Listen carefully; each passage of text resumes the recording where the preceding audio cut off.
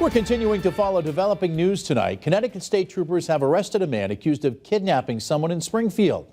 Thanks for joining us on this Tuesday, everyone. Welcome to Western Mass News at 10 here on Fox 6. I'm Chris Pisano.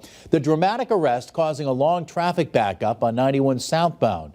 Western Mass News reporter Kristen Burnell has the very latest.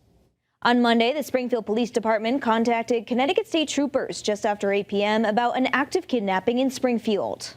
Western Mass News has learned that Springfield police were able to provide Connecticut state troopers a description of the suspect's vehicle, a gold Chevy Malibu that was last known to be traveling southbound on Interstate 91 towards Connecticut. This was the scene that a Connecticut traffic camera picked up when the suspect was arrested just before exit 36 in the area of Windsor, Connecticut. Investigators then determined that the adult passenger of that car was the victim, who had reported the incident to Springfield police. The operator of the car was then identified as 25-year-old Willie Avery Campbell of Hartford, Connecticut. The latest information from Connecticut State Police is Campbell was being held on a $100,000 bond and faces the following charges: assault in the third degree, kidnapping in the second degree, unlawful restraint in the second degree, operating a motor vehicle without minimum insurance, operating an unregistered motor vehicle, and operating without a license. Reporting for Western Mass News, I'm Kristen Burnell.